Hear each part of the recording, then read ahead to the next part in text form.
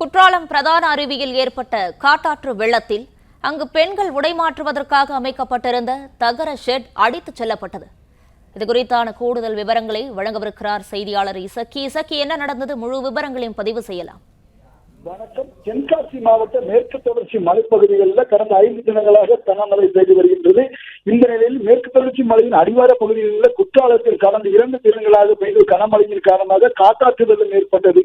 இந்த காட்டாற்று வெள்ளம் காரணமாக நேற்று இரவு ஞாயிற்றுக்கிழமை இரவு பெய்த கனமழையின் காரணமாக ஏற்பட்ட காட்டாற்று வெள்ளம் காரணமாக அங்கு தடுப்பு வேலிகள் மற்றும் தடுப்புச் சுவர்கள் உள்ளிட்ட சேதமடைந்தன. மேலும் ஆலய பகுதிகளுக்குள் தண்ணீர் புகுந்தது. இதன் தொடர்ச்சியாக பெண்கள் உடைமாற்றுவதற்காக தற்காலிகமாக ஒரு செட் அமைக்கப்பட்டுள்ளது.